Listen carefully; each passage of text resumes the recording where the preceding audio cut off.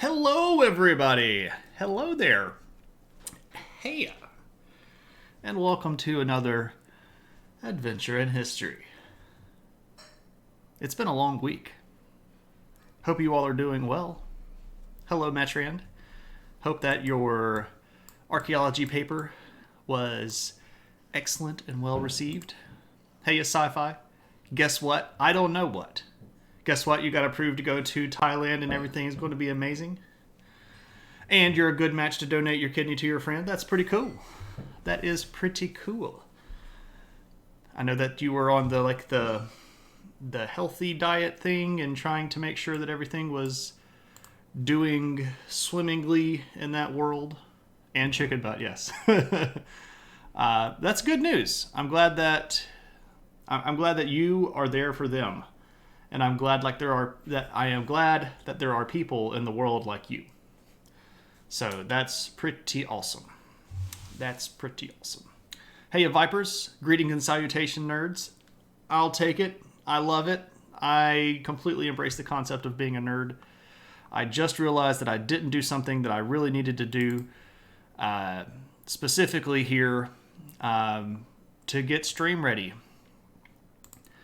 And I probably should do this nowish, because if I don't, I'm not going to really have anything to show you all. Which is probably going to be detrimental to the overall I like to show pictures motif. Today has kind of not been the easiest day for me. It has not necessarily been what I would say is a bad day. But the last 2 days have both been very long and have taken a lot of effort to get through. We are still early in the term, and that means that there's still a lot of confusion amongst students as to what exactly is expected and what exactly they're supposed to be doing, which means that I get just so many more emails. I can't even express to you how many emails I get. The only way that I can tell you is in time. I got to work at 7:30 this morning, and I didn't get through finishing going through my emails until about 8:45. So it took me an hour and 15 minutes just to get through the emails this morning. All I have are adult knees. I hear you. Happy Thursday, Tuna. Good to see you. Hey, kitty in the window. What up, what up? I'm not sure why the lurk command didn't work there. Are we having bot issues? I'm Spartacus! I'm Spartacus. Holy crap, Metrand. I'm Spartacus! I'm Spartacus. I'm Spartacus! I'm Spartacus! I'm Spartacus! Spartacus! Metrand, thank you so much for that sub. Much appreciated, my friend. I'm not seeing any of the commands working here. Let me just shout out somebody random. Let's see if the commands are working. And they aren't. How flippin' fantastic is that? Let me see what I can do about this. Things are colliding. Serenity now. Cloudbot. Alright, Cloudbot. Let me turn you off. And I'll turn you back on again. Have you tried turning it off and on again? Alright.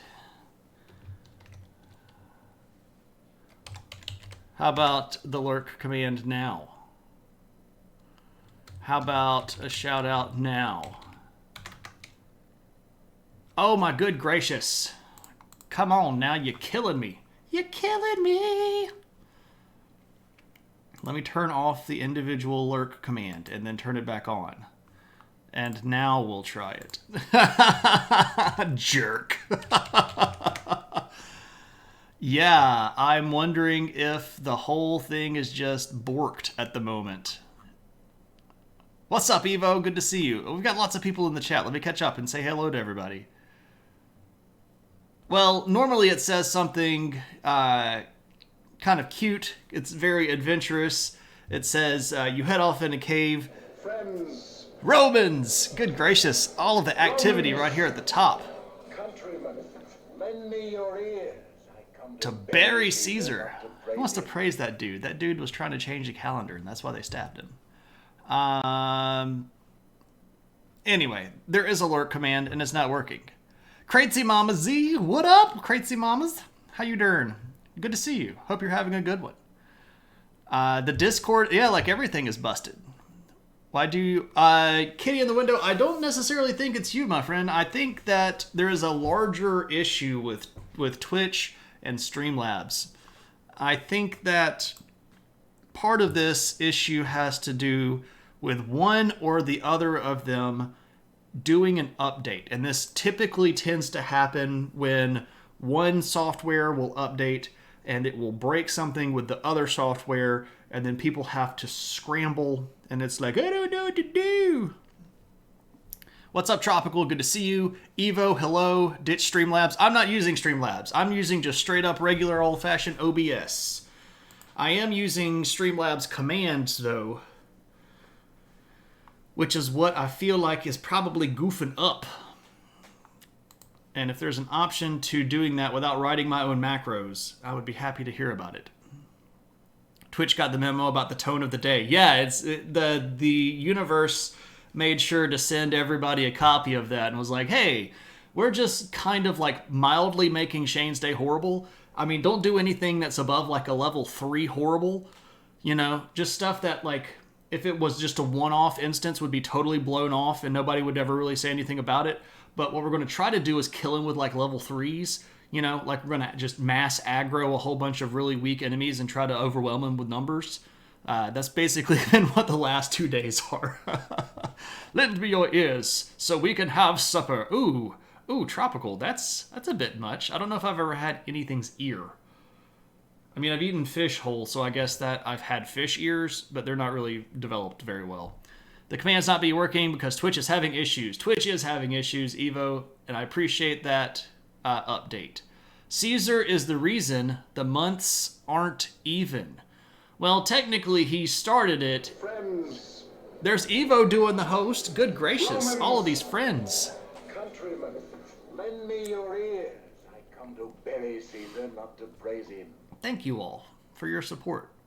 I really do appreciate that. And I say these things not because I'm supposed to socially, and social convention demands that I thank people that do nice things for me. I really do appreciate it. I really do. You all are awesome. You make this so much easier. Streamlabs is the one making it not easy. You took your booster shot yesterday and you felt knocked out for the day. Followed today's lectures and participated through the Zoom under the big old blanket. Yeah, I'm the same kind of way, Metrand. I don't typically get really like full out sick. I have recurring sinus issues when the seasons change because I have allergies. But when we look at, like actual, I feel like hot garbage sick, that rarely ever happens to me. And I took a flu shot and a COVID booster in the same day. And then the next 3 days, I felt like I had been hit by a truck. So I feel you, Metrand. I feel you. It's the internet and the platform issues all over the world. Well, I mean, I think that there's a larger scope of just sort of general issue with the internet, mamas. And I think that, I mean, in specific, yes, this is the problem. I was just trying to make some kind of joke that I don't think landed very well. Their business models are really bad. I know that they steal a lot of stuff from other people, and I'd be happy to look at alternatives if I knew what the other ones were. The booster was rough on you too. Yeah, it kicked my tail. Updates are digital drama queens for show. Yeah, absolutely. I used to work on systems with... so I used to work at an IT office for a university, and we were a Windows network. And every time Windows would run out an update, we had it blocked so that it wouldn't go out to our computers. And we had about 5 computers in the back, usually one of each type of computer that people might have out in the sort of larger atmosphere or environment. And we would run the updates on those computers and see what broke so that we could fix it before we send it out to everybody. I feel that. Yeah, see, that's another thing. Like, I was trying to chat in Facebook Messenger with the mods earlier in the day, and I could chat fine using the Messenger app on my phone. But when I was logged into Facebook, it blocked every single thing that I was trying to type into Messenger. So I think that there's something there. It's kind of sus, and you thought of pig ears. Oh yeah, I don't. I've never had a pig ear. I've had pig feet, and I've had head cheese. Head cheese might have some ear tissue in there, but I'm not certain. Could have been a lot worse in the grand scheme of things. Correct. You're still breathing on your own without a ventilator. So, friends, Romans, countrymen, lend me your. Oh, Caligula. Oh, no. But accurate. You had flu and pneumonia. Holy crap, Evo. Holy crap, man. Dude. That sucks. I'm glad you made it through. That is rough. That is the browser and firewalls, not the internet. I just think that everybody hates me, so we're going to do that. I was Puerto Rican in another life.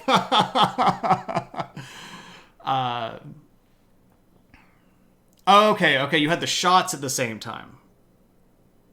Okay. So I thought like you actually had pneumonia and the flu at the same time. Okay, that's a different situation. That's a lot better. I was like, oh man, Evo almost died. Oh, dude. I was like, we almost lost him. We've got to cherish him. I really wish this would work. It's not going to work. Everybody go follow Evo. Evo, if you have emotes and you want to put those in chat, people can click directly on your emotes and they can go to your channel and then they can follow you. Please do go follow Evo Lotzi. He's a great dude. I really have a good time in his chat. He's very intelligent. He talks a lot about the hard sciences, and I say here hard sciences meaning both hard and the the actual, these are like biology and chemistry, but also like the hard things that we all need to hear. It's good to get the truth from somebody that knows it. Boom, there we go. Is that enough shouting? You almost died in 2020. You're good now. There we go. I guess we could do the manual thing. Yeah, I didn't even think about going and grabbing stuff. I'm really scattered today, as noted by the fact that we're 13 minutes into the stream and I have said literally nothing about history. Okay, cool. You all are awesome people, and I really do love you guys. You all, and I say guys, I shouldn't say guys. I love you all. You are great people, and it makes me happy. It makes me happy to have such a great audience that can hang out and talk about stuff and make jokes and pick up my slack when I'm being a little bit behind the 8 ball. Okie doke. So, I love you all. I love you folk. Yeah. Your Google has responded with, you're great people with anytime. Okay, Google. I shouldn't actually say that. Oh, because that makes people, or that makes things go off. I apologize. I shouldn't do that. I shouldn't say the trigger phrases. All right. I'm going to take a moment. I'm going to take a sip of tea. And I'm going to say what's in the news. And then we're going to get to Korea. All right?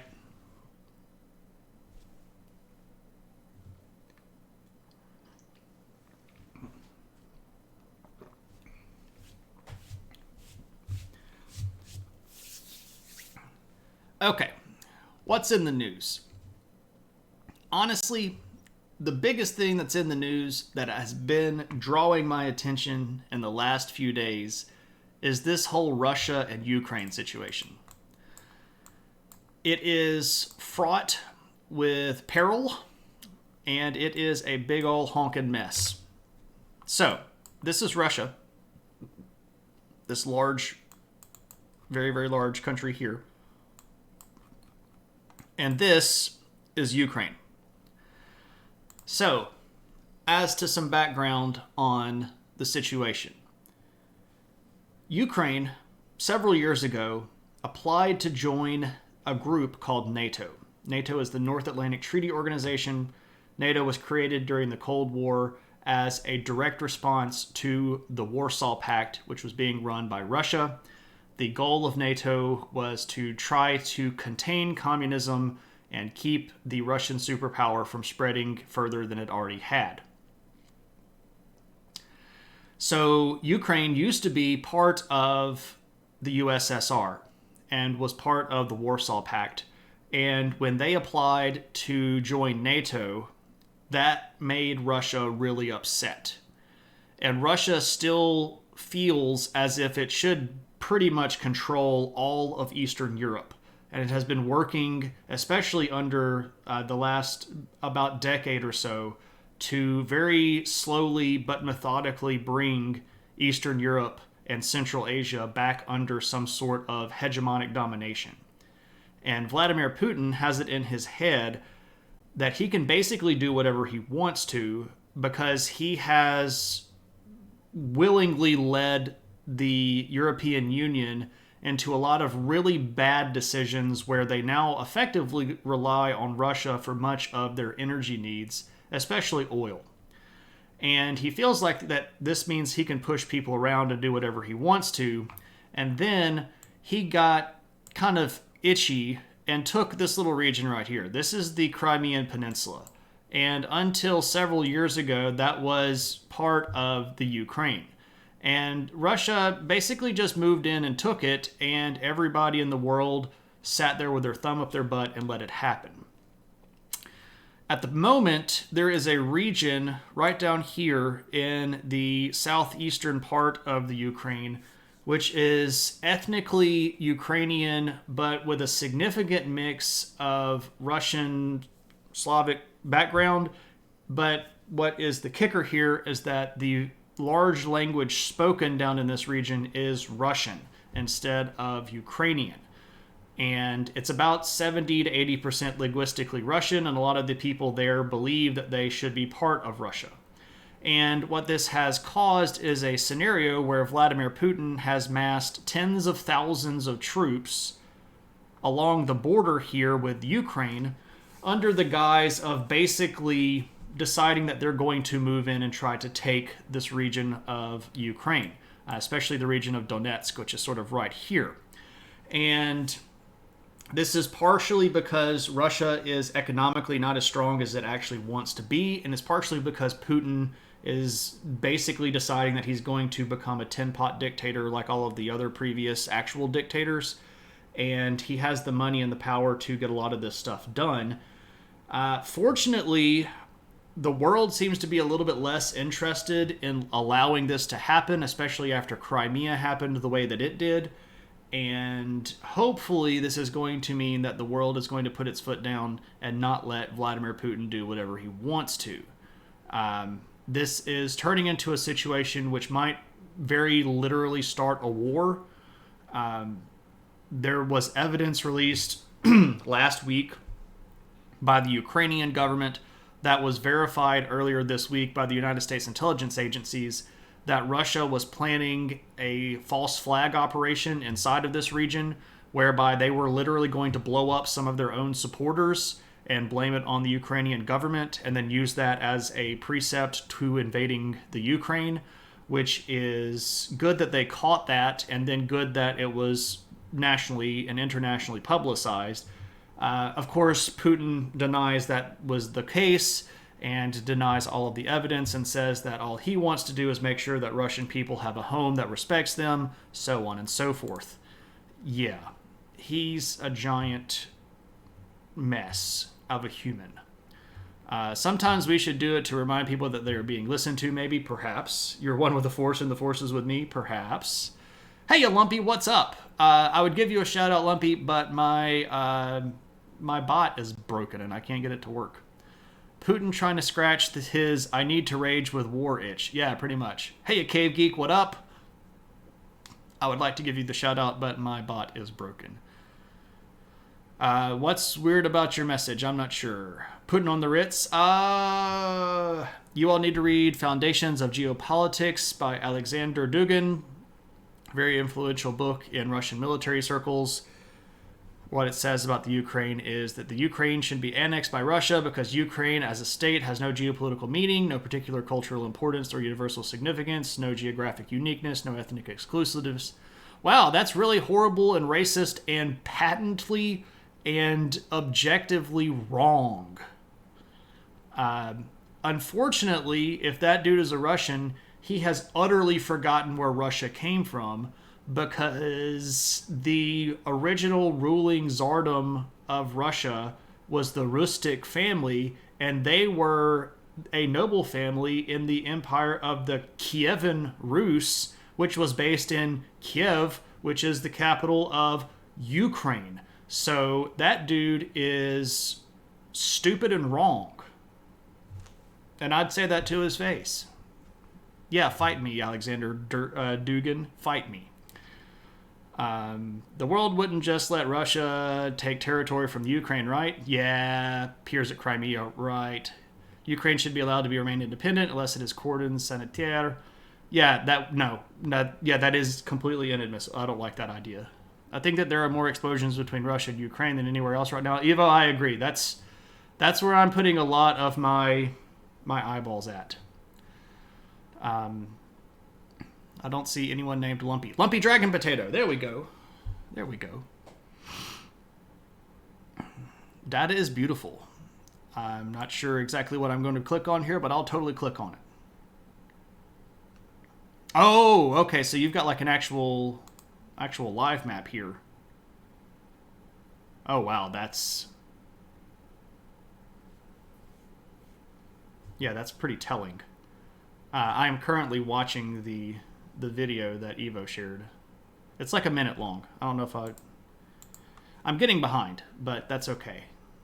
I haven't caught up with chat yet. Dugin is a philosopher, a political analyst, and a strategist, and wrong. Main organizer of the National Bolshevik Party, National Bolshevik Front, and the Eurasia Party, and wrong. It's also the philosopher's fault. I exist. There we go. Wrong or not, the book is still worth reading. For example, the UK is extraterritorial floating base for the US. That's not necessarily as inaccurate, though it is completely demeaning to sovereignty of the UK. Depending on when that book was written, that is more or less accurate. If that was written during the Iraq War, I'm going to have a hard time disagreeing with that completely. Still wrong. But yeah, 1997, not as accurate. If it had been 2007, it would have been more accurate. Or even 1987, it would have been more accurate. This week has been oddly intense and complex in the lab. It's been intense for me too. I have had a long week, and I am pretty friggin' tired. I'm not in bad spirits. I'm just exhausted. I literally came in from work today, gave my wife a kiss, and then got in bed and slept for about an hour straight. And I feel better for it, but I could go back to sleep right now. We're going to get through. We're now 24 minutes into chat, and I haven't talked at all about history. But that's okay, right? We're getting good information, and I feel like things are happening. Things are happening. Point is that 3 of those examples are exactly what Putin is doing.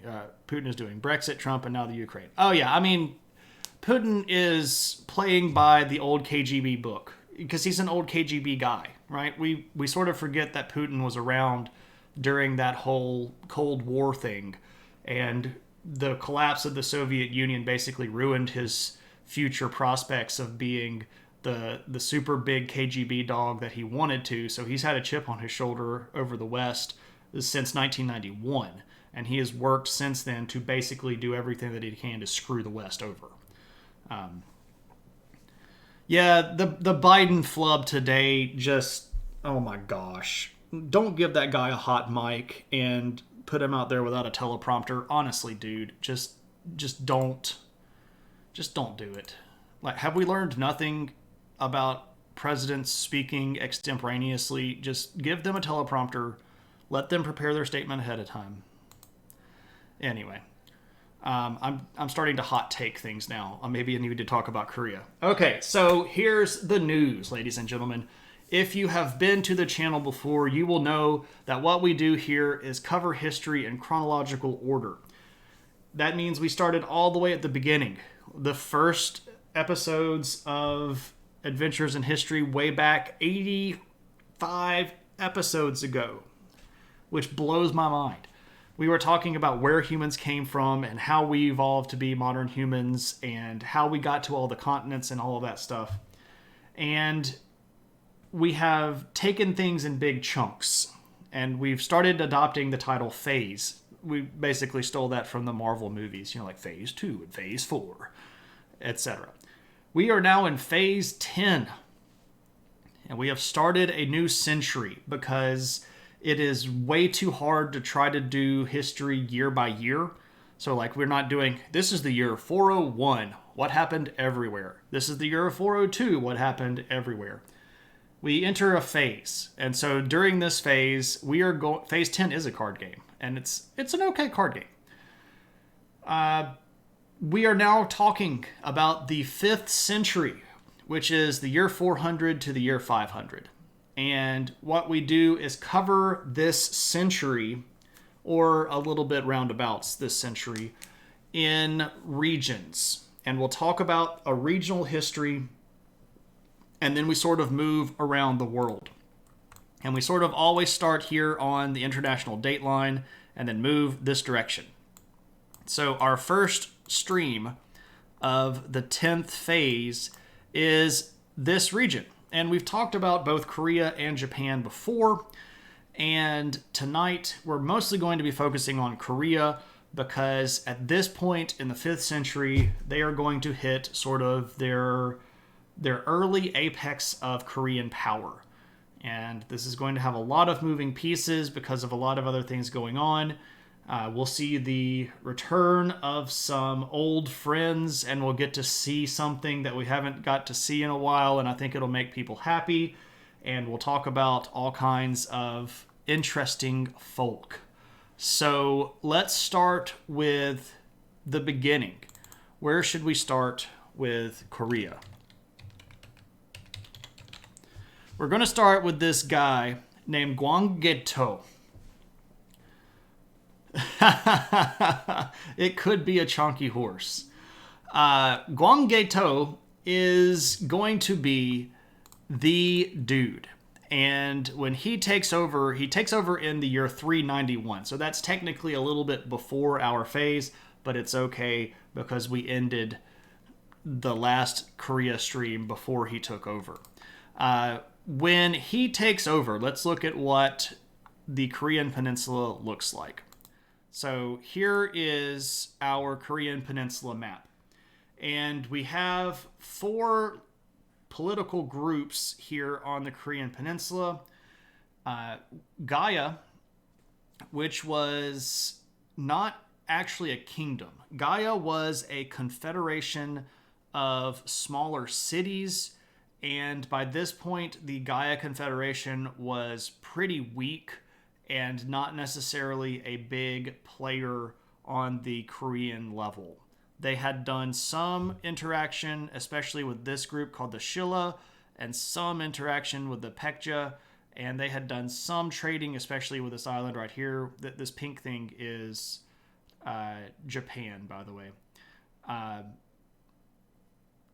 Gaia is the Earth from Captain Planet, yes, but I mean Gaia here. I will give you the rings, Captain Planet. I watched the heck out of that show, by the way. Okay, so there's the Gaia Confederacy, but overall, it is not a big political player, and its involvement in internal Korean politics is not going to sway any decision one way or the other. What up, JMR? How's it going? Hot! Yeah, that dude always got messed over. I get pure of heart, and I like that as an inclusion, because you have to have, the 4 elements clearly. But, he got to talk to a monkey, right? I mean, I guess that's okay, but if I can shoot fire or create an earthquake, or I can talk to a monkey. I mean, I think I know which one of those I'm going to pick, right? Anyway, I am real tired, but we're making it. I'm in a good mood, but I'm tired as heck. Okay, so this technically, you can see it here as this is the three kingdoms. The three kingdoms of Korea were these three. The Shilla Kingdom, which you can see is the smallest. The Baekje, which is actually sometimes pronounced with a P, so Pekja. And this big kingdom up here in the north called Goguryeo. Dude, the tangents are like on point today. And I don't even have the little tangent announcement that says tangents are fine. So, Goguryeo. We're going to mention these other two, but in the discussion for today, Goguryeo is going to be the big dog, mostly because of Gwangae-to, who is this guy. Gwangae-to. And you go, but wait, that's an image of him. And I know, it's crazy. There's an actual image of this guy. Koreans are really not frequently making images of their kings. But this is the most powerful king, well, the second most powerful king that Korea ever had. And it's really hard to find pictures of him. And actually, this one is Japanese. But, you know,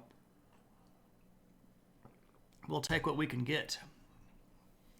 Yeah, it's hard to find pictures. I like showing photos. It's one of the things that I feel is important to the overall learning experiment. For us to look at things and go, oh, that's pretty neat. It is nice armor, and it's got the big like back support belt thing kicking, right? So who is this guy? Well, he is the king of Goguryeo. He takes over in 391. And this guy is going to be really big on the idea of central authority. He wants to be an emperor. And this is going to be something that a lot of the rulers of Korea had sort of wanted to be for a while. But the big issue was the threat of a strong and centralized China. China projects a lot of power up into this area. And China and Goguryeo especially had some run-ins, and at a couple of occasions, China had wrecked Goguryeo, and even in one situation, burned down its capital city, right? So, Goguryeo wanting to be big and powerful is effectively being blocked by a strong, powerful China. But in the 4th century, so last phase, China sort of fell apart. And if you look at what China was at this time, it's a big mess. So you have this kingdom down here, the Liusong kingdom, which is southern kingdom. But then you have all of these other tiny little smaller northern kingdoms, right? And they're not necessarily unified, nor are they necessarily friendly with each other. This is a big win for Gwangae-to, and it's a big win for the Goguryeo. Because when China falls apart, that means the Goguryeo can expand. And expand he does. Which of these provinces are manufacturing the missiles for Kim to shoot off into the sea? Okay, so the particular missiles that they have been shooting, they claim are hypersonic, which we have no evidence to believe that they're hypersonic. They're most likely Taepodong missiles. And the actual name of the missile version is Taepodong. That's the type of missile that they've mostly been shooting lately. We know that they've been shooting something. They say it's a hypersonic warhead-capable missile that can blow up everything. But they lie. North Korean propaganda is basically the same thing as saying North Korea let out a press release, right? Let's start a Kickstarter for Shane to get a time machine so he can take famous pictures of... Dude, I would love that. I don't think you can travel back in time prior to time machines being made. Like, at the point that a time machine comes into existence, you can then go back in time. But prior to that, the timeline is effectively locked. And to go back in time, you would literally have to go into another dimension. And that starts getting into particle physics and really deep theoretical physics. And I can't necessarily comment very much on that. I'm going to have a problem with the Jeffersonians. Why so? Enemy of my enemy is my friend. Right. You have typo blood? But we'll just use an ancient time machine. Oh, yeah. Like all those that are in all of the Egyptian figures and stuff like that, the ancient aliens people talk about. You brained all day. Potato, no more brain today. Lumpy, I'm right there with you. If I didn't know all this stuff really well, I would not be braining right now either. He wanted to centralize power, so he's not going to get along with Jefferson. Oh, I see what you're saying. I missed the context there. Yeah. So Guanggetou wants to be a big, powerful central emperor. So when the Jin dynasty in China falls apart, this is going to be an opportunity for the Goguryeo to expand. And expand they do. They first start off by fighting some of those northern kingdoms. And initially, they're not going to be very successful against the northern kingdoms because the actual other kingdoms in Korea are still going to be sort of a threat. Because, you don't necessarily want to send your army outside of the peninsula if you still have enemies inside the peninsula that are literally at your back. So Guanggetou is going to switch his orientation towards military-wise to the south, and he's going to look at taking out Baekje, the next largest kingdom in the Korean peninsula. And over the course of about a 5-year war, the Goguryeo forces under Guanggetou are going to take out Baekje. And this is done by 396. And when he takes over Baekje, he's going to start not necessarily directly appointing rulers in the area, but he is going to make his opinions very clearly known. And he's going to have a lot of influence over sort of what goes on inside of Baekje. And he gets a lot of the non-kingdom level nobles in Baekje to sort of line up with him because they didn't really like the kings of Baekje anyway. So he's basically going to subdue the threat of Baekje. But that leaves the Shilla kingdom. So what do we do with them? Well, originally, Shilla had not really been that big of a threat. They were the smallest of the three kingdoms, and they had not really done a lot of open movement against the Goguryeo. Mostly, when Shilla was fighting, they were fighting against the Gaia Confederacy, or they were fighting against the Baekje. The Shilla and the Baekje had fought for hundreds of years, especially over their border zone, which is in this mountain range. And they all wanted to, or both sides wanted to control these strategic mountain fortresses and border crossings. So Goguryeo is going to show up in Baekje with this really big army, and they're basically going to kind of put the stink eye on Shilla and go, you better act right.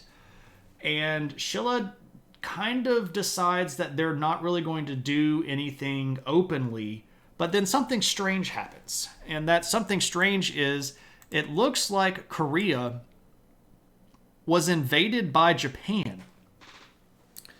And especially right here, Shilla had been the first of the three kingdoms to make contact with Japan. At this time, they called them Wa, just W-A. And it looks like, based on the Korean sources, that this big Japanese army showed up to try to take over southern Shilla.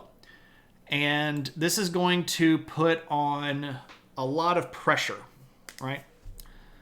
I'm losing myself in chat. Maybe you can go back in time like Dante went to hell and just tour and don't affect anything. Maybe. They have the high ground. Kind of, sort of, they do, right? You had misadventures in pressurized catalytic hydrogen today. That sounds horrible. No explosion, but a very busy 2 hours this morning. I'm glad you didn't explode, Lumpy. I'm very glad that you are all still in one piece, literally in one piece. They are not the Chiloans, no. I'm not even going to try it, Techman. I'll try it. Is it Annyeong Haseyo? I think that's pretty close, but I don't think that's accurate. Something strange in your neighborhood, who are you going to call? Wong. Call Wong. No, it's Wa. They call Japan Wa.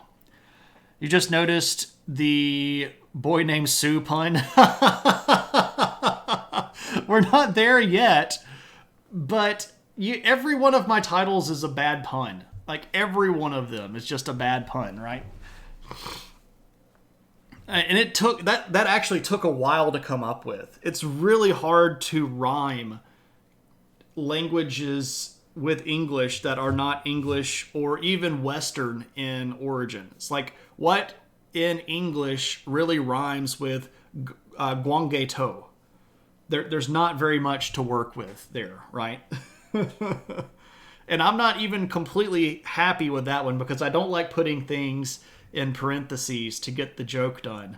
But that's really all that I could work with tonight. Someone said One Piece. I haven't seen or read any One Piece. I know some of the characters and I know roughly what's going on, but I don't know. A boy is born in the Guangeto. I feel like, I mean, I get what you're going at, but I don't know if I necessarily like it that much. I have such a problem with Elvis.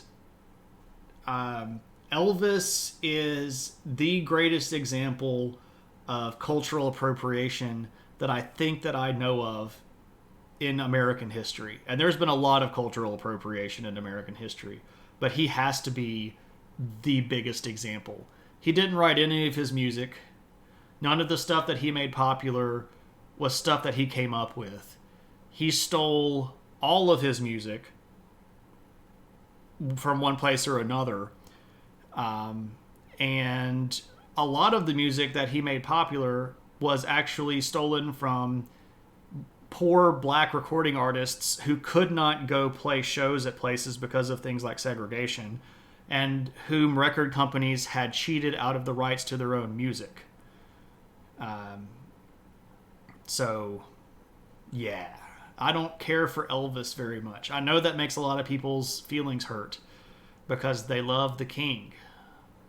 But if he's the king, he's a usurper. Pretty sure the biggest American crime and cultural appropriation was against the British, but they were British. You can't culturally appropriate what you are. Right? That's like me saying I'm going to culturally appropriate South Mississippi culture. Like, I am South Mississippi culture, right? I absolutely prefer Johnny Cash too, though he has his own hot bag of character defaults, right? Like, if we're being honest, Johnny Cash is not a perfect human being either. On the hierarchy of cultural appropriation, Johnny Cash is better than Elvis. You'll appropriate Big Tuna Neal and you can't stop me. You've heard the stories. Yeah. Going to be heading off for tonight. It's 2:45. A seminar earlier in the morning about archaeology and religion. Woo! The difficulties interpreting religion through archaeology. Yeah. We are actually, well, I sort of blurbed about that a little bit in the Discord. Metrand, I'm sorry we didn't get to actually, see more history. I really do need to kind of put the fast forward on this and get through this stuff because I'm already kind of fading. I don't know if it was okay, I'll give you rant. Okay, it was a rant. It was a short rant, though. Okay. So, what's going around? Well, Japan invades Shilla. And then Shilla would normally have said, hey, can we get some help from the Gaia? But Gaia Confederacy was not particularly happy with them. Pekja was not really in a position to do anything.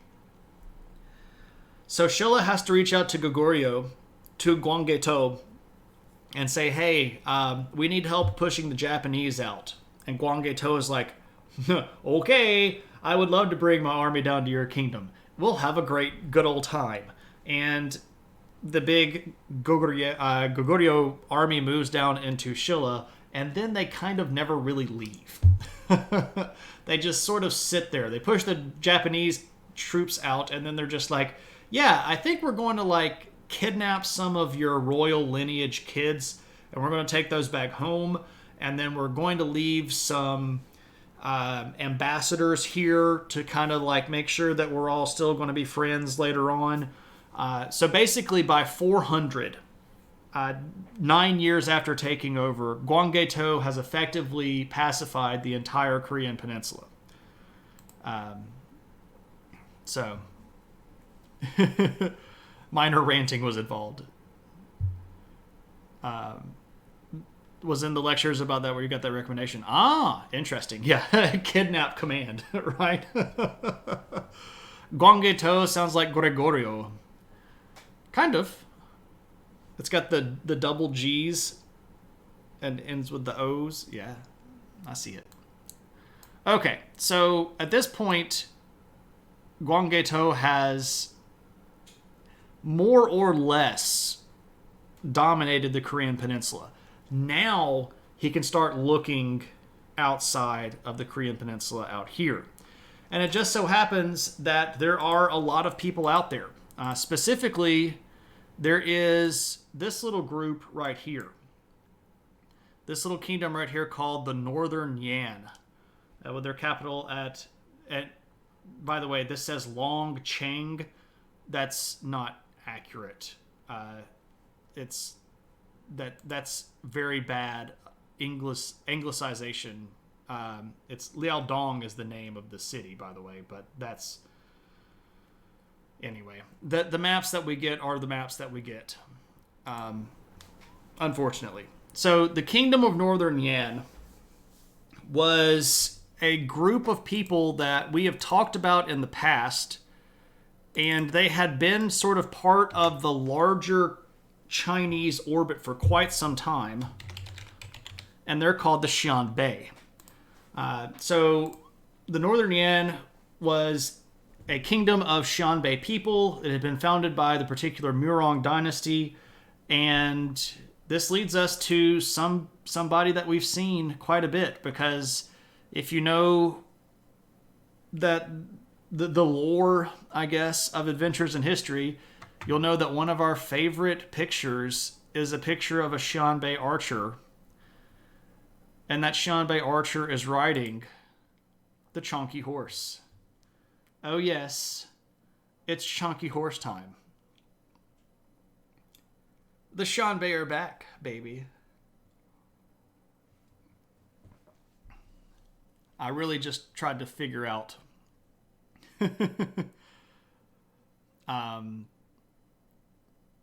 Chow Fat and Chin were stalwart old school Hawaii Five-0 actors. No racism. Well, yeah. You love that horse. I know that people love the chonky horse. And technically, this is from about 150 years before what we're talking about. But I knew that everybody loved chonky horse. So if we're talking about the Xianbei again, it would be worthwhile to show chonky horse again, because I know that chonky horse is one of the things that everybody loves. Sean Bay means something different over here. Chonky horses were staying alive longer.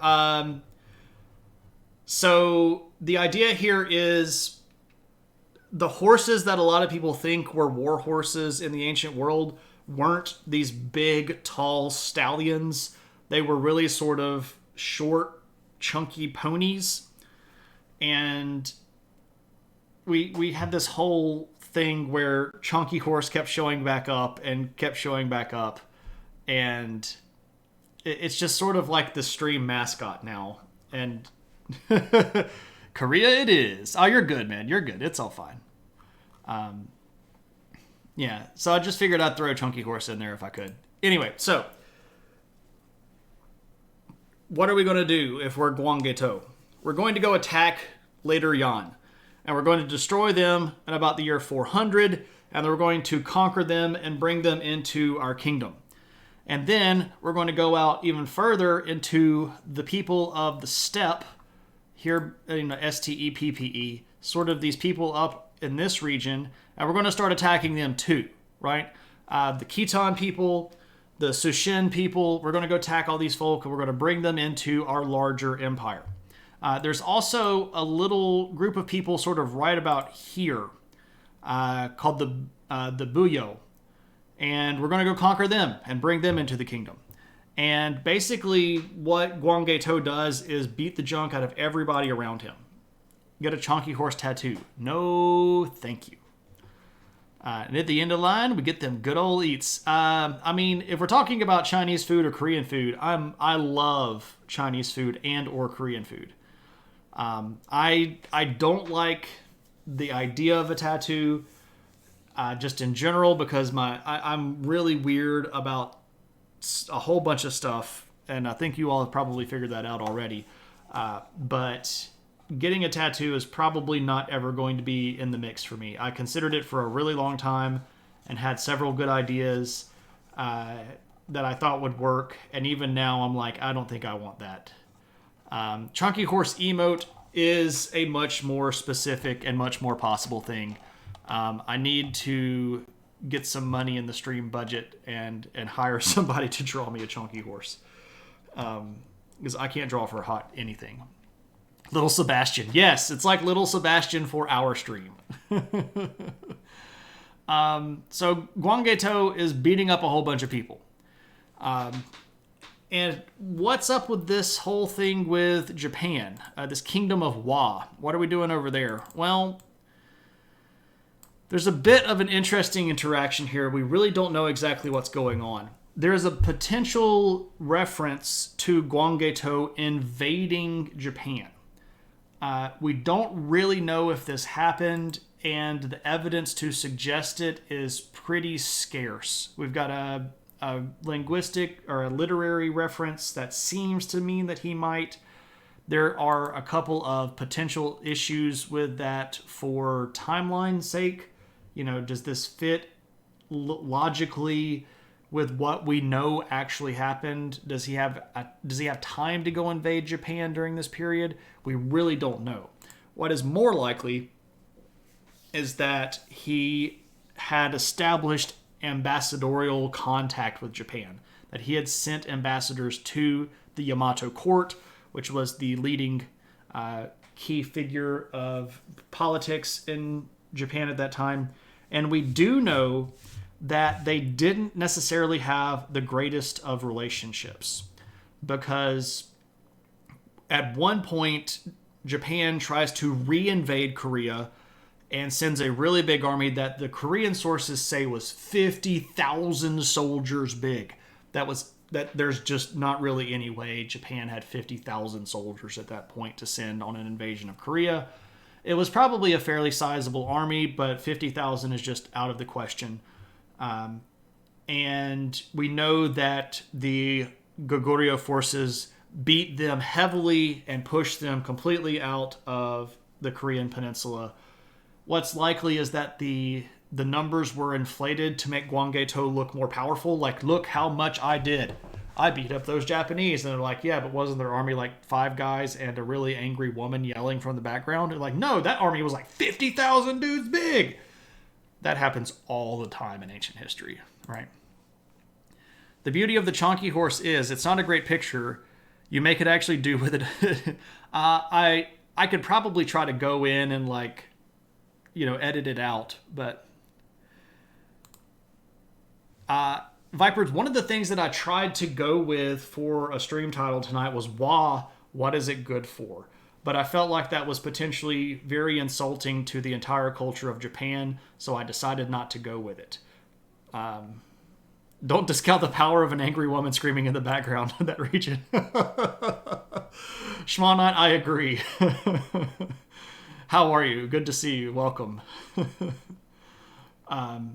So, Guangeto, he has beaten the Japanese. He has kind of beaten up everybody on the Korean peninsula, and he's expanded a lot into the north.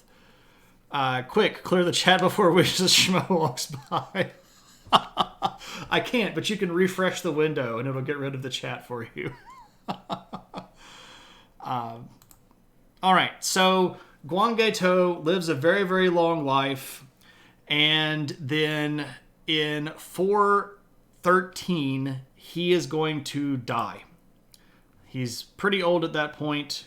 I mean, he's not like the oldest person ever, but he's done a lot. He has had a very successful career, And he is going to pass the throne off to his son, whose name is Jiangsu.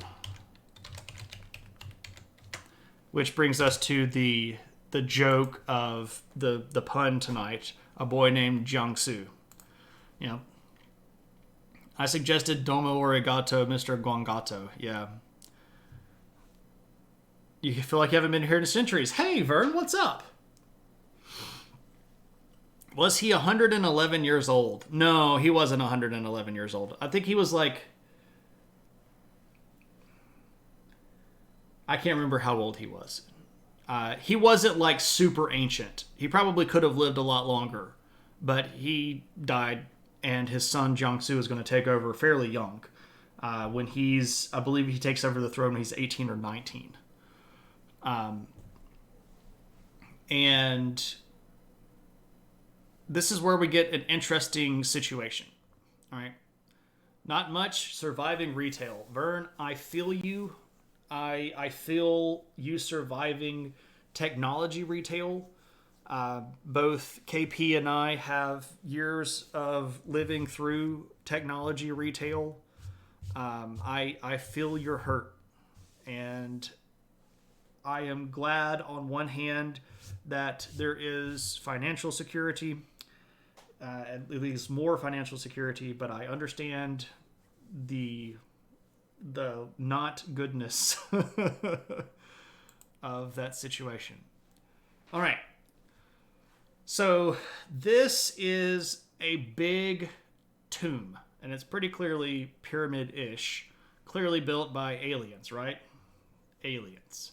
This is called the Tomb of the General, and it's in modern-day China in a place called Xi'an, which is sort of up in the northern corner where Guanggetou would have conquered into what is modern-day China.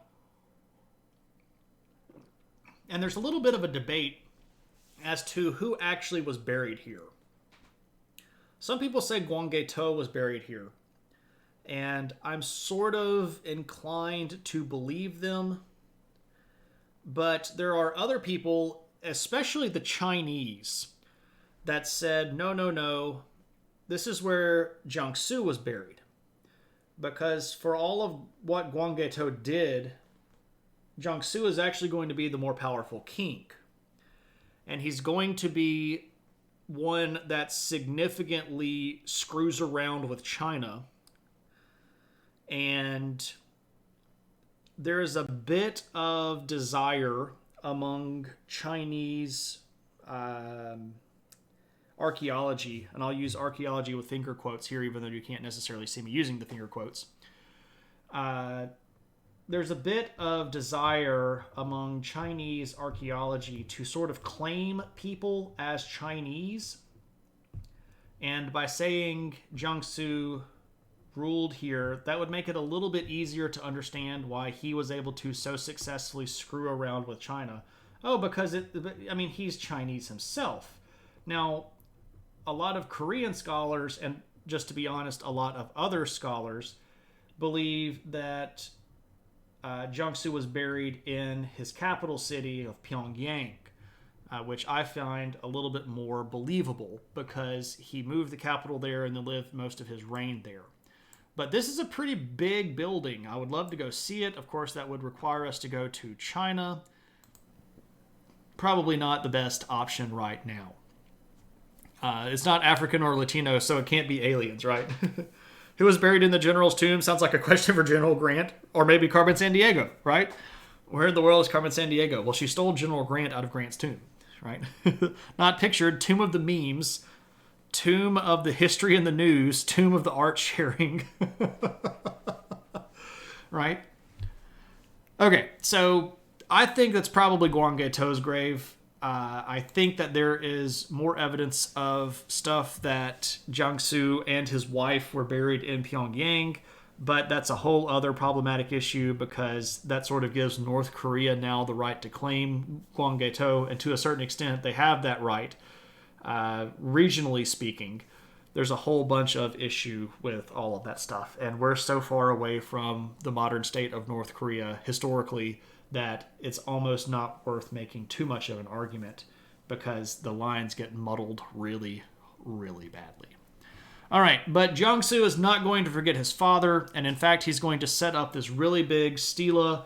It's like this humongous 7 foot tall, which is like a little bit more than 2 meters tall, standing stone that basically writes the entire history of Gwanggeto's life. Here is a picture of the surface of that. You can see here that it's got all of these great little carvings. This is something that you can still go see in Korea if you are brave enough. So, pretty cool stuff. This, by the way, is called the Gwanggaeto Stela. Too many tomb jokes. There are never too many jokes, right? But Jiangsu is going to take over where his dad left off, and he's going to start playing around with politics and military. And this guy is an excellent politician. He is incredibly intelligent. He's very, very savvy. He knows his opponents, and he knows their strengths and weaknesses really, really well. And what this allows him to do is play this long-running game of manipulation. And he rules from... Oh my goodness. Inye. Yeah. Thank you, El Turin, for the bit. And nya to you too. I'm not sure what Inye is for, but why not, right? For North Korea, perhaps. I don't know. Anyway, so Jiangsu is a really smart dude, and he's going to start poking at all of these little kingdoms, especially the kingdoms of China, and he's going to start playing them off of each other. And Jiangsu basically makes treaties with all of the Chinese states and somehow manages to get the better of all of them by not picking one of them, if that makes any sense, right? He's able to sort of play the desires of one kingdom off of the needs of another kingdom and come out better for his kingdom at the end of the day. Sounds like Enya? Hashtag Silmarillion. Is Enya in the Silmarillion? Or, is one of the songs of the Vala the Return to Innocence? And it's like, hey, hey, hey, hey.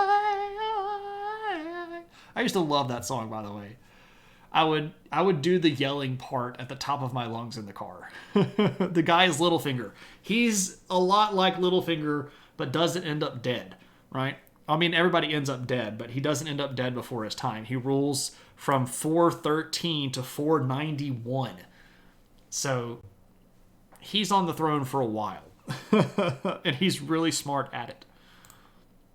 So he's going to play all of these political machination games, and he's going to make an alliance with these people, and that makes this group mad. So then he's going to do something to help out those people. He's going to send soldiers to help those people out, but then that's going to make this other group mad. So he's going to make a trade agreement with them, and that makes the other group mad. So then he's going to marry off one of his kids to them, and he's just playing this kind of like this game of keeping all of the plates spinning on the little sticks, right? And he's just capable of moving back and forth and thinking 3 or 4 steps down the line. And even though this really gets under the skin of especially the big Chinese kingdoms, nobody can really do anything about it. And the few times that they do try to go do something about it, he beats the crap out of them. There are a couple of times where he gets invaded and they just can't even do anything about it. At one point, the northern kingdoms of China send an army in, and he sends part of his army. Because he's down in the south fighting with Peksha and Shilla, and we'll talk about that in just a second. He sends part of his army up and defeats the Chinese and runs them off. Not even his whole army, just part of them. Like, this dude's in a really good spot, and he's really, really intelligent and knows what he's doing. A natural death? What's up? Enya is just silence colored in. Isn't that everything, though? Are you making some like larger statement about how nothing in Enya is valuable? It's just sort of like fuzzy. I don't know. I really liked those few Enya songs that got pretty big. I was a younger person, but I'd still listen to them today if they came on the radio, right? I'm not anti Enya. Enya is just silence colored in, man. That is great. I don't even know if I'd ever thought about something like that before. Such a great view of things. Welcome to the chat, everybody. I hope you're having a good time. I'm a little bit out of my brain, but you know what? It's a pretty nice night. Okay, so we're beating up all of these people in the north. One of the groups that he actually ends up reaching out to is the Ruran. And we've talked about these people before back at the beginning of stream or phase number 9. The Ruran had a really big empire that sat basically right here. Right around here.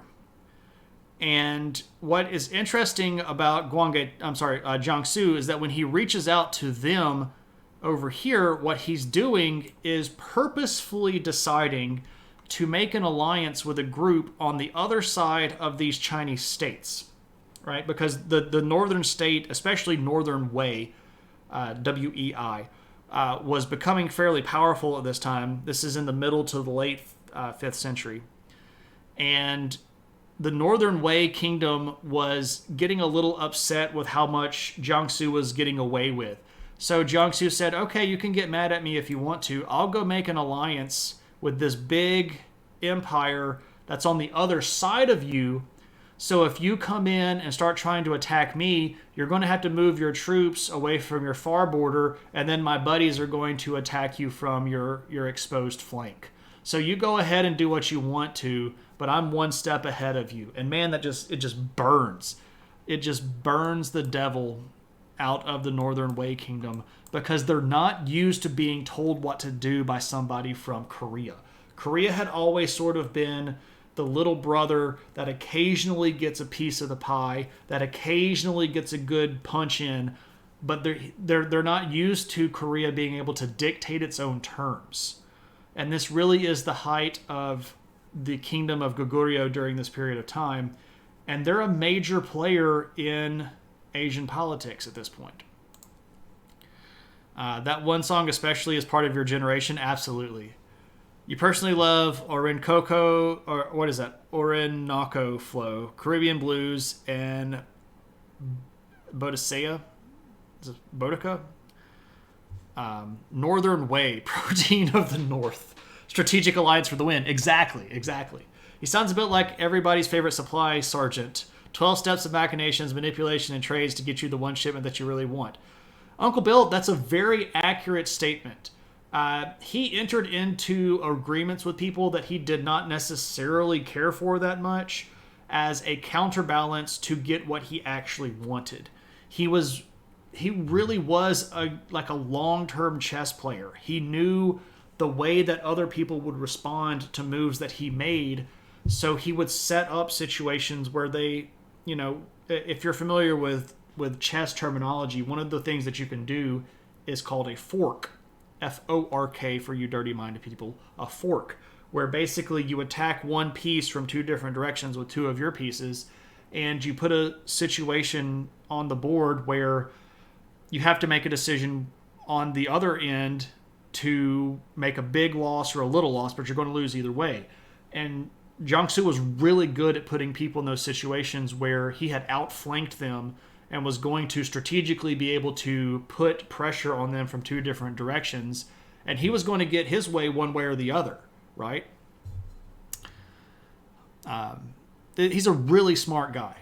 And the history books are kind to this dude. He's got a pretty good amount of support in Korean history. So around this time, this sort of early middle 400s, specifically in the year 433, the kingdoms of Baekje and Ashila are going to form an alliance because they're sort of tired of being dominated by the Goguryeo. And they're going to try to fight back against Jiangsu. And he's not going to have any of it. Basically, he goes down into Baekje. He takes a portion of their northern kingdom and he burns their capital down. And he says, shut up, sit in your corner and do your thing like I tell you to do. And then he goes over to Shilla. He takes a big portion of their northern kingdom and then steals a whole bunch more of their family members and goes back home and says, now you shut up and you stay in your corner and do what I tell you to do. So by the time that we are done with his expansion, Goguryeo is pretty massive. Pretty massive. It has taken part of northern Baekje, part of the northern part of Shilla. The Buyeo people has expanded really far outside of the Korean peninsula over here, has moved over and taken part of northern Yan. Here's our Rilran people up here that he has allied with. This guy's is a big power. So if we scroll back to what Goguryeo started with, notice Baekje and Shilla were much larger, and their territory up here was much limited. So lots of expansion, lots of power, and he's a big, powerful dude. He is a player. People cannot just ignore him. So this again is the strongest position that the kingdom of Goguryeo has ever been in and will ever be in again. This is a dominant position. They are, by clear margins, the most powerful kingdom in Korea, and they're one of the most powerful kingdoms in Northeastern Asia altogether. They have really big trade influence. Their trade networks are going to span all the way up and down the coastline of China, all the way down into Southeastern Asia, places like down here in Taiwan or Formosa, whatever you want to call it, down here in the Philippines, and even some stuff down here in our area that we've been talking about down here with our Funan people and Chinla people. So Korea is literally and metaphorically on the map at this point. You've played and even studied the game, but you were never really good at. Fork attack is like number 2 after control the high ground. Yeah, you got to have that center of the board, right? How did Japan feel about that? The answer is not very happy. Japan, and see, this is something that I feel like I need to be sort of careful about. There is a lot of baggage between Korea, Japan, and China. There's a lot of cultural baggage. There's a lot of genocide baggage. There is a lot of rape and murder and pillage kind of baggage. And if you go far enough back in time, you start seeing evidence of a lot of these cultures influencing each other in really significant ways. And one of the things that Japan doesn't really like doing, especially after the resurgence of the imperial dynasty in Japan in the late 1800s, they really don't like admitting how much they have in common at this period of time in history with the Koreans and the Chinese. The early Japanese kingdoms were basically carbon copies of Chinese government structures with a lot of Korean cultural influence. And this helped them significantly. They were able to get access to metalworking technology, which came from Korea. They were able to get access to wet rice agriculture, which came from Korea. They were able to get access to silk production, which came from China. They were able to bring in central authority models through things like Chinese Confucianism and Taoism and Buddhism. A lot of Japanese culture in the 5th century comes from China and Korea. And one of the reasons that a lot of people don't really care for that is because there was actually a unique Japanese culture as well. And depending on who's doing the talking, that gets covered up or amplified. The Japanese people, of course, are going to say, we had our own culture. We had our own gods. We had our own clan structure. We were doing our own thing. We were already setting up an empire. We had already had emperors going back 220 something years. We already had all of our own stuff. We had a spoken language. We had a physical culture going back, centuries before that. And they did, and you can't take that away from Japan. They really did. I love Japanese history. It's one of my areas that I've spent a lot of time studying. And I do think that early Japanese culture gets a big shift and a big shaft from archaeological stuff because, unfortunately, the dominant powers at the time were Korea and China. And a lot of people like to just say, oh, well, Japan didn't even have religion until China showed up with its religion, which is an absolute bold-faced lie. But that stuff gets traction, and the Chinese love to say that. The Chinese say, oh yeah, Japan just stole everything from us because China is trying to promote their culture and their version of things. And they especially don't like admitting that Japan became a much more powerful country than China. That is just a no-no thing to admit.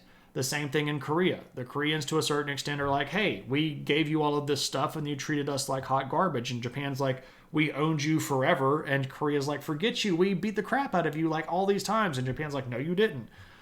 There's a lot of anger, a lot of unresolved wrong that should be resolved between these three countries, and a lot of overlap that they don't want to admit is overlap. It's just the way that it is.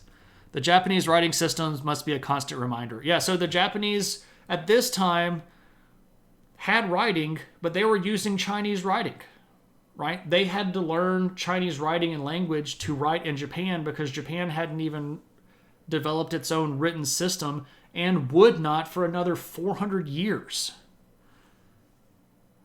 because they were literally just copying and pasting Chinese stuff at the time. Asia, the high school years, it's kind of like that. And I don't mean to say that they were all immature children. That's not what I'm trying to get at. But they have a lot of unresolved angst and rightful complaints. These three nations have done pretty horrible things to each other. There is a lot of legitimate concern over you have done horrible stuff. It has happened, right? It's just the way that it is. You can say that, you can try to interpret history in different ways, but you can't deny that stuff happened, right? Nobody should deny that Japan went into Korea and stole a lot of their women and used them as sex slaves. That should never be denied, right? There should be no denial that Japan invaded northern China and completely destroyed the northern part of China and massacred 300,000 people and just absolutely destroyed the Nanking province. There should be no doubt about this because it happened, right? So it's like if history were written by the WB. It would go on for 12 seasons and stop being interesting after 8, I guess. Looking at you, Supernatural. Anyway, that was a bit of a hot take. If it was The Flash, it would go on for however many seasons The Flash is going on and stop being interesting after 2. Arrow was good for the first 2 seasons and then just went off the rails somewhere. Maybe 3 seasons. Arrow was good for 3 seasons. At whatever point they start bringing in Ra's al Ghul is where that whole thing goes to mess. If I had to hear Bloodlust said one more time on that show, I think I might have ripped my TV off the desk. My bloodlust is acting up. My bloodlust. Like, we get it. You came back from the dead and you want to kill everybody, all right? Stop using that as a plot device. It's lame. It's lame. Anyway. Sorry, Arrow fans. That was the hottest of takes. Okay, what is actually going on in Japan at this time? Because we do need to check in with Japan and sort of look at them overall. You stopped Supernatural in the right moment. You were happy? Yeah, I hung on for about 3 seasons longer than I should have, and then finally just gave it up. That John Barrowman is so sexy, though. Yeah. From 5th century Asia to a Lazarus pit. Well, depending on your DC chronology, Ra's al Ghul might have been alive at that point and using the Lazarus Pit. Didn't Barrowman get canceled? I don't know. Maybe. I couldn't tell you. Okay, so what's up with Japan during the 5th century? The answer is we know a little bit, but we don't know everything. And we certainly don't know everything that Japan historical sources say that we know. There are a lot of historical records that exist during this period of time in Japan, and the timeline is an absolute mess. We, as archaeologists and historians, are not able to firmly nail down the chronology of Japan until next phase, until the 6th century.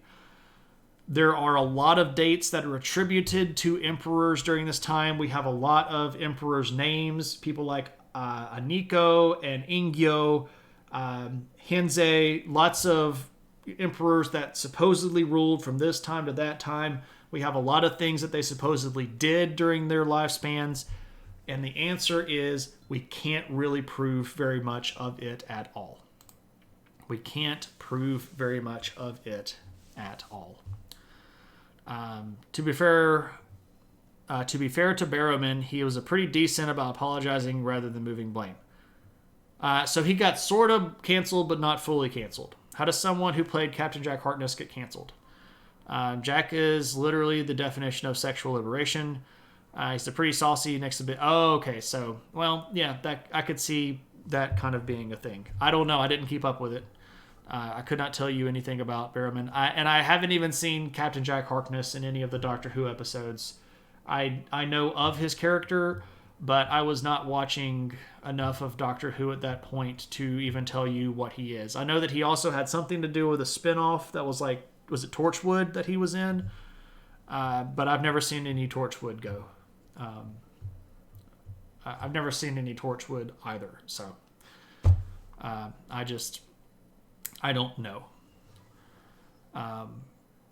Okay. So we have these list of rulers.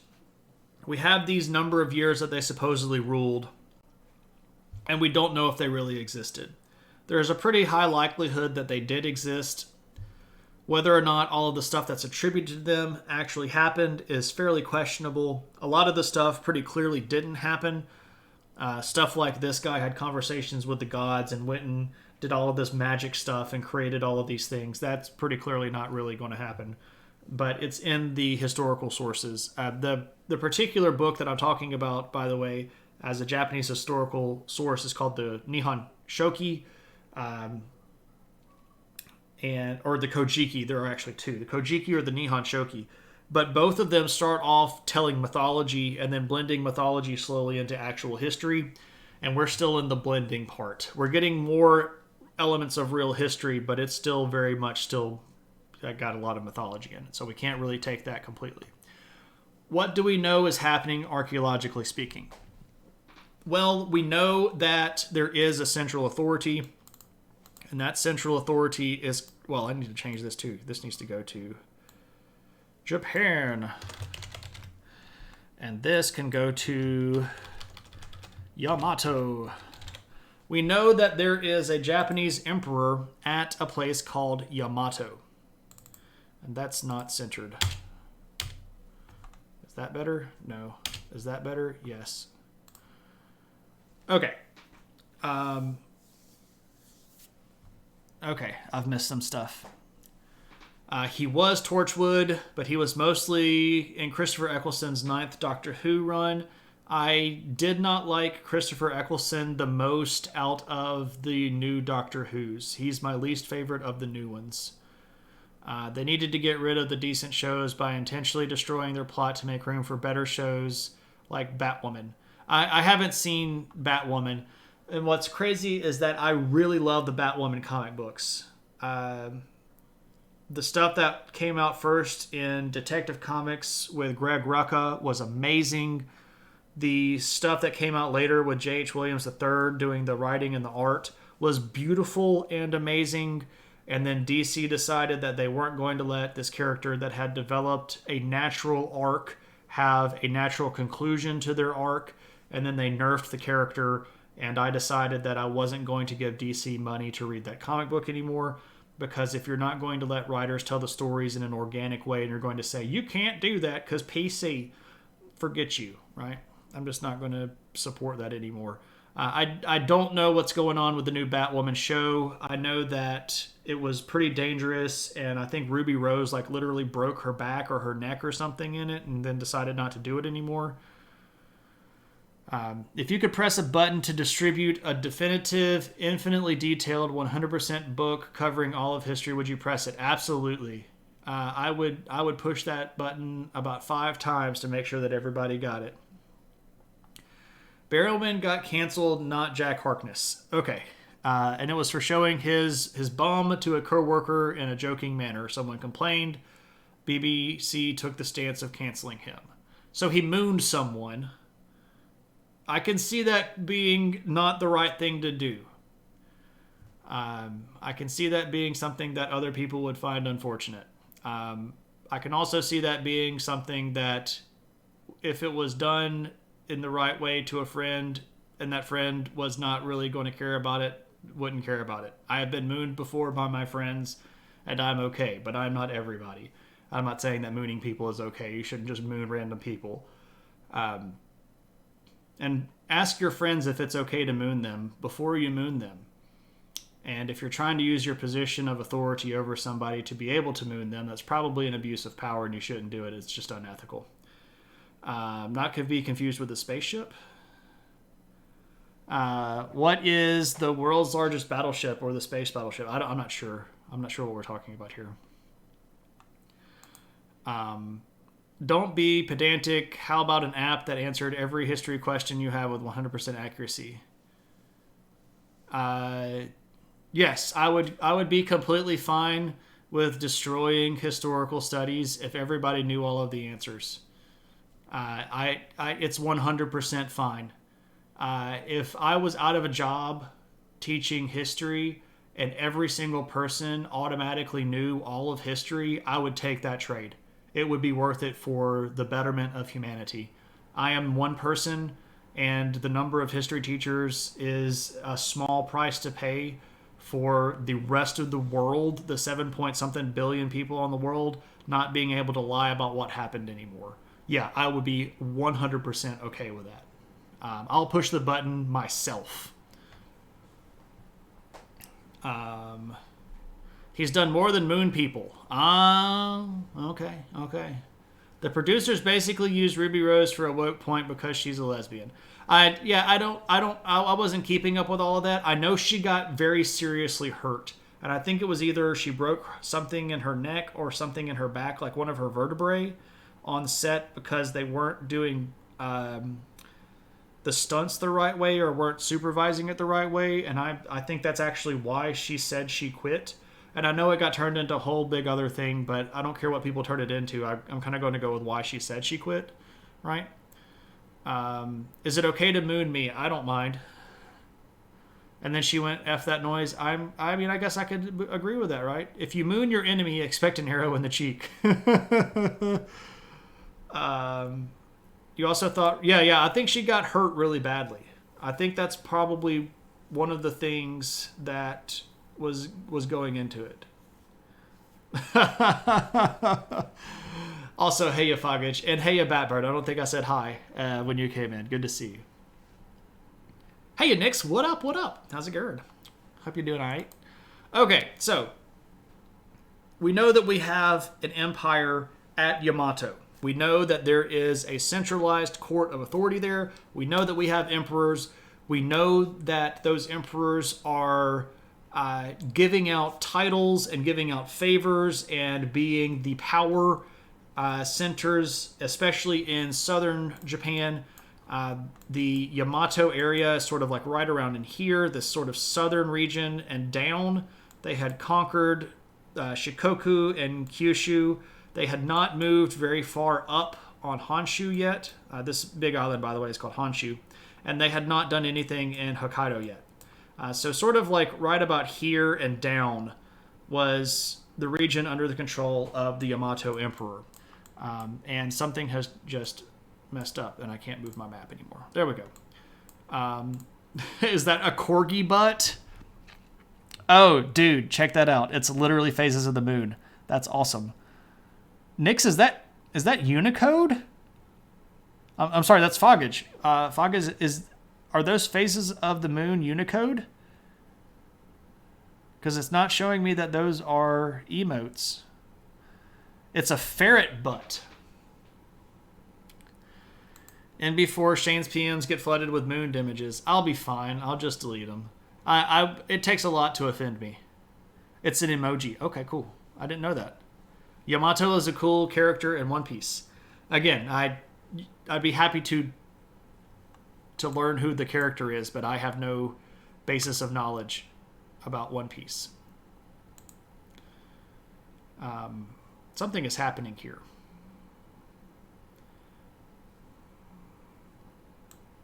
And my map is going just absolute bonkers. All right, I'm going to have to close down Google Earth here and see if we can figure out what's going on.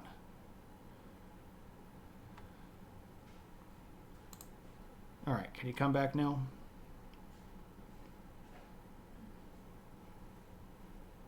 There we go.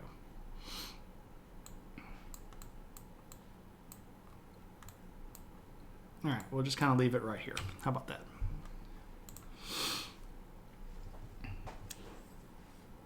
On Windows, hold down the Win plus for emojis. Oh.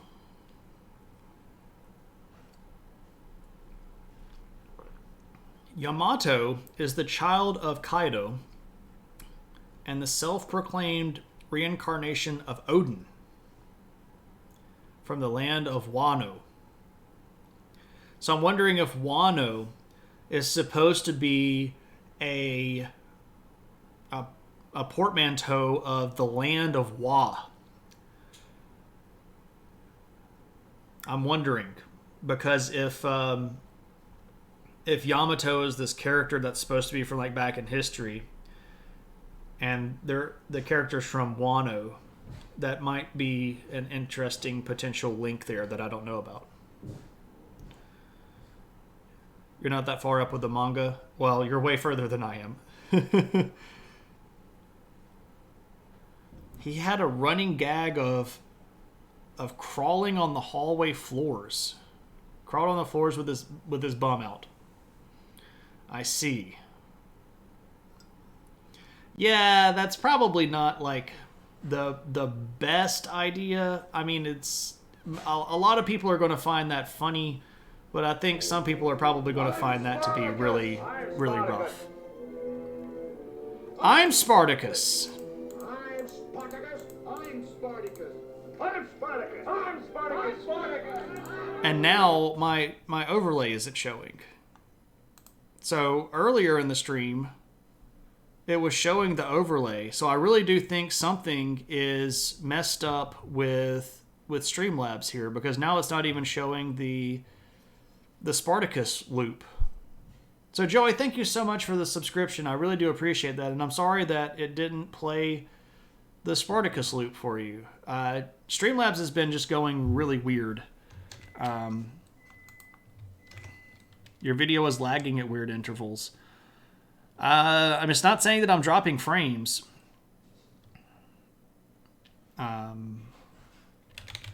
me see if chat commands are back up. No, chat commands are still down. I don't know what's up. I really don't know what's up. Dude, Batbird, I love that Laughing Man emote. No joke. That's a great emote. It played the audio, just not the visual. Man, that's just crazy. All right, so we know that there's an emperor in Japan. We know that there's a centralized authority in Japan. And we know that that centralized authority has been pushing people into forming groups. And this is during the period of time where Japan is really going to solidify the clan structure of their society. There is reference in Chinese structure, or I'm sorry, Chinese literature, what the heck am I saying, from this period of time that refers to the 5 kings of Wa. And there is a speculation here that the Chinese didn't necessarily understand that there was an emperor, but that there were these really big clans. And we know some of the names of the clans that were pretty big, and a lot of these clans that are sort of big later on claim to have been founded during this period of time. So this clan structure is going to sort of start forming under the emperor, and the heads of these clans are going to start becoming the nobility, or the kind of administrative level command of Japan as a unified country. We know that they have a strong central authority that can produce army because of this invasion stuff that we know that happened in Korea. And we have images that are clearly not going to work. Good gracious. Let me see if I can get my images back now. This is just not my night. Are you going to work this time? Oh, of course you're not going to work. Oh, look, they're back. Okay.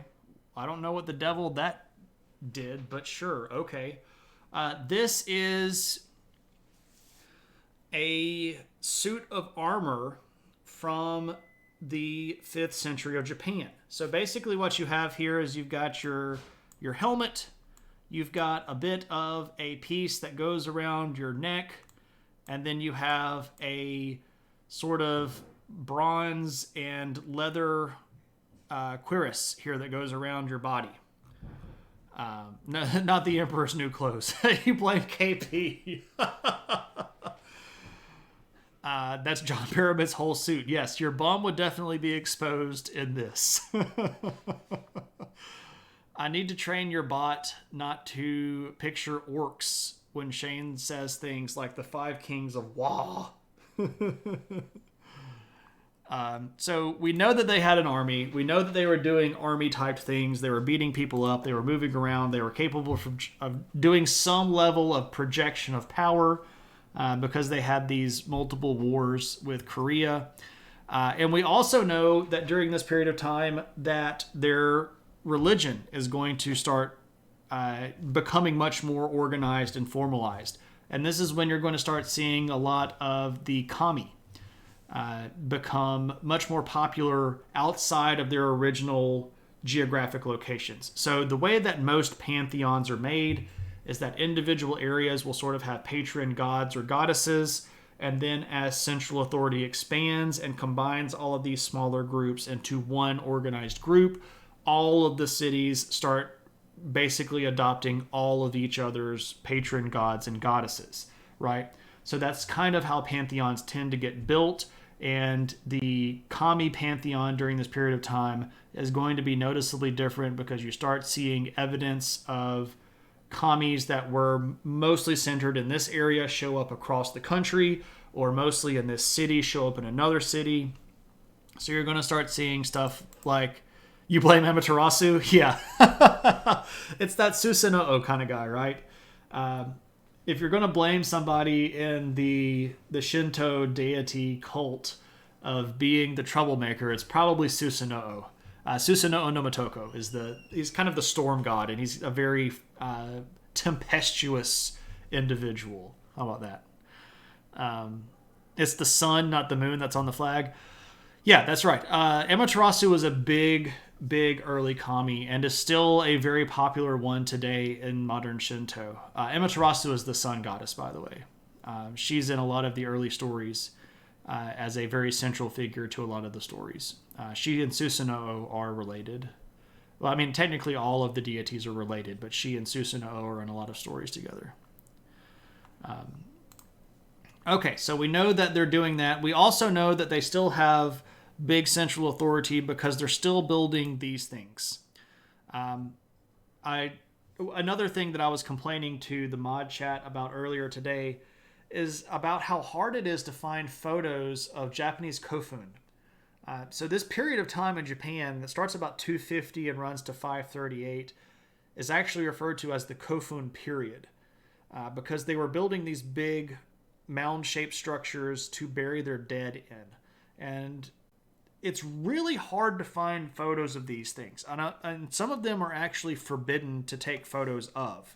As in, you aren't supposed to take pictures. They're not supposed to allow you basically to take pictures of these things. And so it's just sort of naturally hard to find them. But this is a kofun, and they're always kind of keyhole shaped. So this part back here is sort of the main mound, and you can see here that we have a kind of a walkway that starts very broad down here in the foreground and gets kind of narrow. But this is actually hollow on the inside. You would have sort of walked in a door that would have been probably right about here, and then walked down a passageway, and this big mound right here would have had a room inside of it. And this is actually pretty remarkable that I was able to find this. And I'm not saying it like, look how cool I am for finding these things. But I did some internet sleuthing and even employed a little bit of VPN goodness to try to find some photos of kofun. So I basically VPN'd into Japan. And I was actually able to find some pictures of what some of the insides of these kofun look like. And even I had never seen these before. So these are photos that I had just saw earlier today for the first time. And I'm glad to be able to share them with you. So this is what it looks like inside one of the kofun. So you have these walls of stacked rock. This would have probably been something like flint or chert, because we can see that it's all sort of flaked out. And we have a burial area that is plastered and has decorative marks along it. I couldn't actually read the letters very well, and I didn't have enough time to bring in Mac in a lab coat, who reads Japanese much, much better than I do, to sort of translate it. And I don't necessarily trust Google translations anyway. But here's the inside of another one. This is a big, basically, chamber thing. Like you would have walked in right here, and then down this hallway to get to the big chamber where people were. And I know that these are not the best pictures ever, but again, it's really hard to find these pictures. And I count myself even pretty lucky to have found even these. But this is pretty clearly a big stone that would have been moved by poles. So you can see here that it has these loops where you would have inserted poles on both sides to try to help you move this. And you would have probably had a chamber in here that had a body in it somewhere. So we're building kofun in Japan. Japan is clearly getting bigger during this time, right? We know that they're sending out armies, and we also know that they're starting to send out ambassadorial groups further abroad. We know from Chinese records that during this period of time, some of these kings of Wa send ambassadors to southern China, which is a pretty substantial movement for them because, they're going to get a lot of influence from China. We don't know exactly who was a king during this period of time or who was emperor during this time, because again, the timeline in Japan is just really, really kind of bad at this period. So we can kind of guess when this was in China, but not necessarily who was ruling in Japan at that time. So they're getting bigger. They're moving more centralized. Their government is becoming more formalized. The power structure of society is becoming more regimented, and they're becoming more central overall. So that is our check-in on Japan. And with that, I am finally done with the material that I was supposed to have been done with a lot earlier ago. But there were lots of tangents tonight, and that's okay. And also, my brain is running off the rails. So, there's a translator called DeepL that is supposed to be more accurate. I've never heard of that, but I'll check it out. Okay, so at this point, if you have any of those lovely adventure points that you would like to redeem, or If you have any questions about anything, now is the time. Otherwise, we're going to go see if we can find somebody to raid. Who might we go raid? Who is around? Oh, I know where we're going to go when it is time to. All right, everybody. Any questions? Any last minute? Throw them out there. What's going on with this kind of thing? Anybody have any last minute sarcastic comments to poke out there? Anybody got anything else going on? I do appreciate everybody for tolerating me tonight. The Book of Standard Questions. Where is the Book of Standard Questions? Oh no.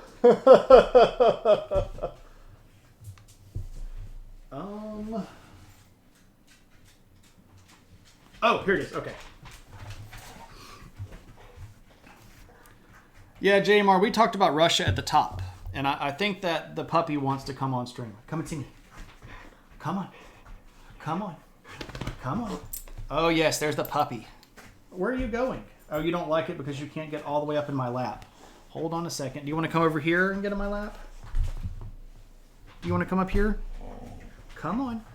Come on. Come on. Where are you going? Come up here. Come on. It's okay. There we go. Oh, yes. There's the puppy. Hello. Can I have this?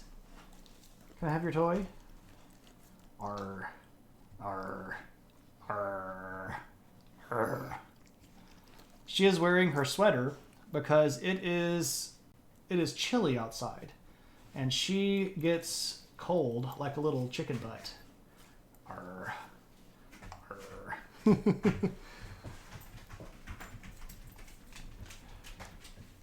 Do do do do do do. Is this the Dyson Kof? Yeah.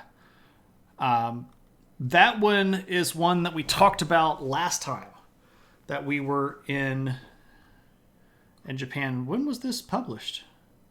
Oh yeah. Okay. 2020. I was gonna say that's like they've been working on that for like a year now. Yeah, that particular one is the biggest of the kofun that exist, and you're not allowed to walk on it. That big moat is actually there to keep you off of it. You can walk up to a gate and you can look across the water at the kofun, but you cannot go out to it. And they have been thinking about letting people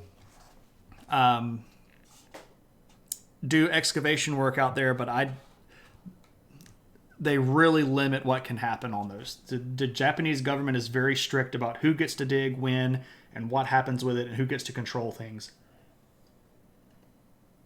They're very protective of their cultural narrative. All right, so Joey has redeemed this. This is the Standard Question Book and Home Study Outlines. Just as a reminder, this was a book that came with a course for home school. And for a history class in college, if you were making your way through this course, you were supposed to know everything in this book by the time you got done with it. The kicker is I don't have the course materials that go with this. All I have is the book of questions itself. This is a book that came out more than 100 years ago.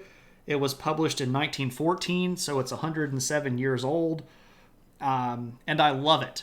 So Standard Question Book is I just pick a random page in here, we pick a random question, and I see if I know the answer. And if I don't know the answer, we go look it up. Are they supposed to be shaped as the mountain and the sun? No. I would like to say no because I've never heard that before. But you posing that question in that way is a really interesting question that I don't think that I have ever considered before. So I don't want to say no out of hand.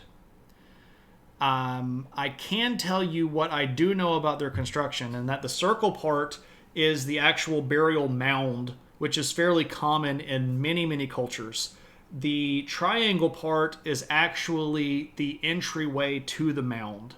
And part of that was designed to create a facade that would sort of be a big wall to put lots of stuff about the person inside of it, to give you an image or a tableau of that person's life before you walked into the tomb.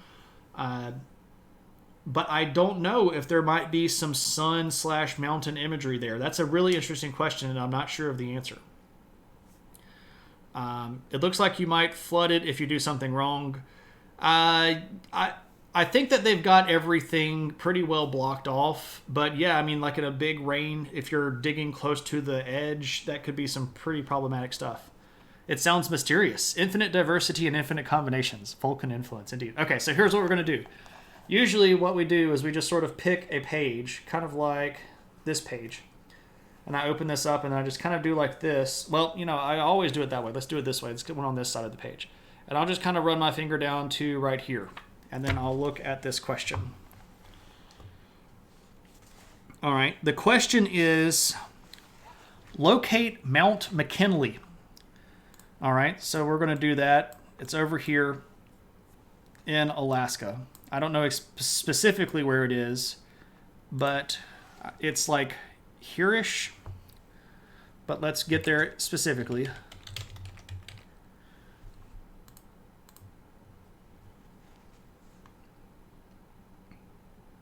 Yeah.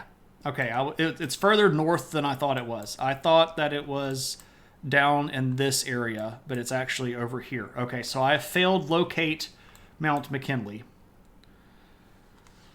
How does the height of Mount McKinley compare with other mountains in the United States? So Mount McKinley, which is now referred to as Denali, which is the Native American term for the mountain, is the highest point in the United States of America. So there we go. There we go.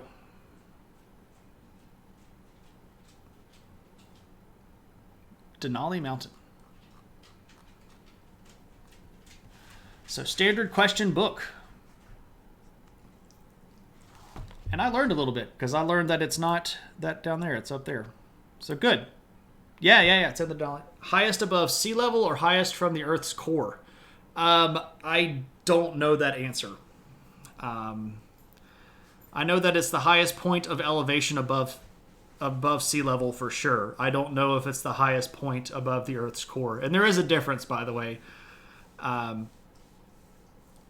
Because if you look at some of the underwater mountain ranges, the underwater mountains are actually bigger in several instances than Mount Everest. You know where that is in the twilight of your middle school. Oh, from Twilight. Oh, yeah. What are you doing, puppy? What? What are you up to? Oh, pupper. Oh, goodness gracious. She's getting her booty scratched. All right, ladies and gents. With that question from the question book answered, I think it is time for us to go do a raid.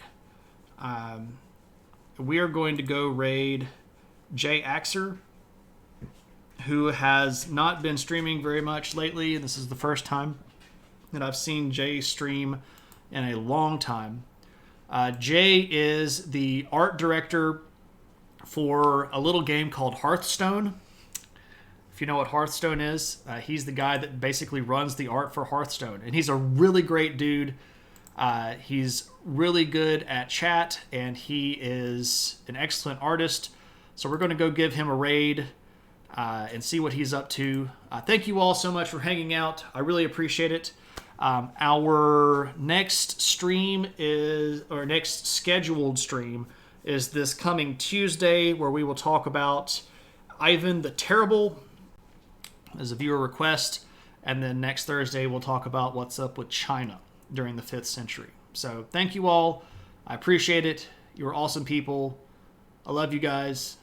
Take it easy. And until then, next time, have a good one.